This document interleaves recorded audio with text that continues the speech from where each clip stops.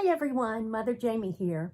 Not to be outdone, the feline members of my family were eager for me to post another message, this time from them. They hate the thought of Eddie and Gus having the upper hand for even a moment. So this is Tiny. Oops, don't leave, Tiny. And this is Zippy. And you know the phrase herding cats? It's a thing. And I don't know where Dyson is. So anyway, we are going to talk today about what it means to be essential. And cats know a lot about that. They are experts because cats know that whatever cats want is essential and whatever they don't want is non-essential. Easy peasy, lemon squeezy. Couldn't be more simple. Now, interesting thing about cats, and a lot of people who those who don't like cats or understand cats need to know that I learned a lot of stuff from a wonderful Netflix documentary called The Lion in the Living Room. And it explained that cats have been domesticated for a far shorter period of history than dogs. And unlike dogs, cats were not domesticated and trained for any purpose. Now, we all know about people using cats as mousers on boats and in barns and so forth, but that is simply putting cats in a place where they were doing what they were already doing. Cats have never been domesticated and trained for particular work.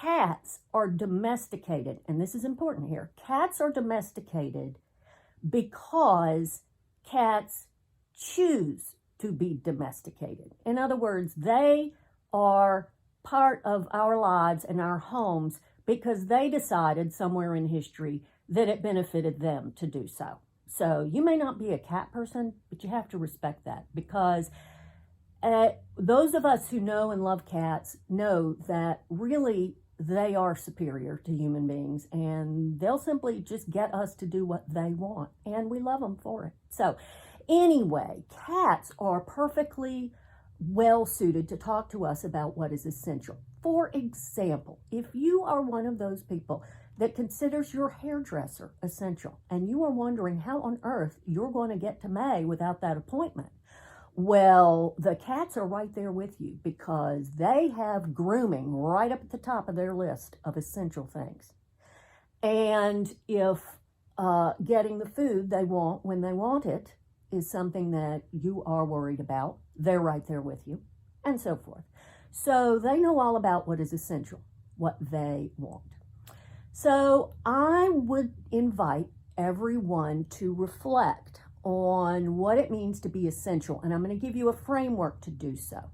And I want you to do this not in a spirit of judgment, judging yourself or others, but simply as a way to clarify values and to really maybe look at some things in a way that you haven't before, because we have a lot of opportunities these days to examine things that we've either taken for granted or never really thought about before and see them in new ways. There's a powerful invitation here.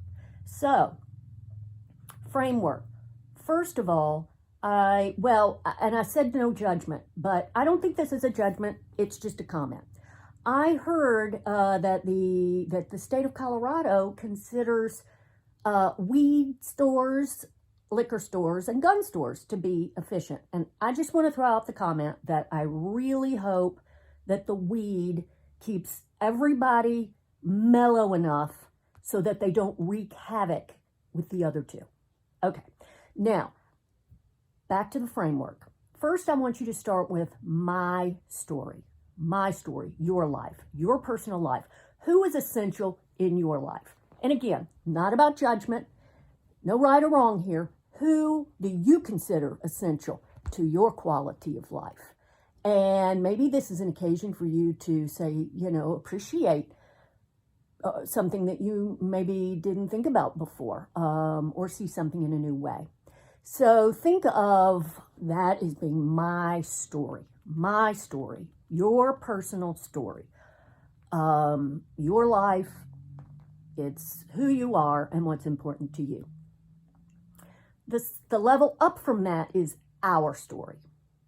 And our story can be our community, our church, our state, our nation, or really it could be anything. But that's our story. And people who are used to living in this level and thinking in terms of this is kind of the us and them, whether it's our team, our school, our nation. And this can lead to tribalism, nationalism, and other kinds of isms. But that's that next level up. And so the mandates that we're getting to shelter in place, the things coming from the governor, the things coming on a national level, those lists of who's considered essential and non-essential are coming from that second level of our story. This is our story right now. Our story is to shelter in place. And so it's kind of funny sometimes to think about who's essential, I'm a priest, I'm non-essential. But Bo, my husband, in logistics in the trucking industry, very essential, and this is a chance to kind of appreciate some of the people we didn't think of were essential. Who knew that the person who hands you your food at the drive-through window is essential? Who knew that for some people, that brief interaction may be the only human contact they have for that day?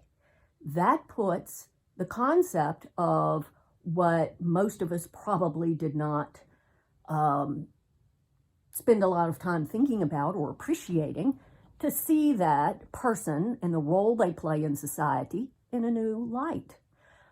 This is a crash course for all of us to see how interconnected we are, how keeping merchandise moving, how keeping infrastructure going, how keeping, how all those things work together. So we get a little civics and economics lesson in how society functions. So opportunities there to learn and appreciate.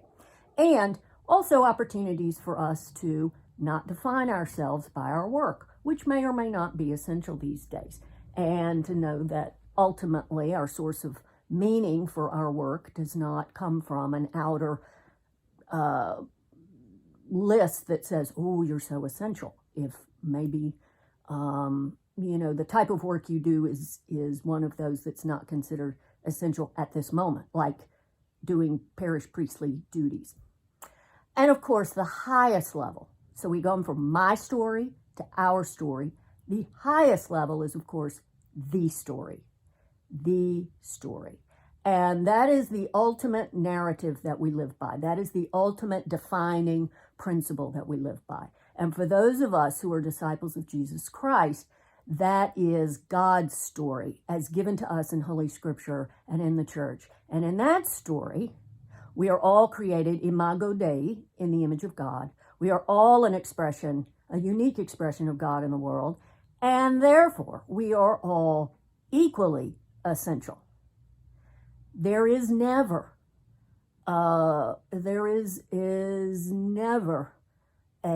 means by which we are ranked, certainly not by our earning potential.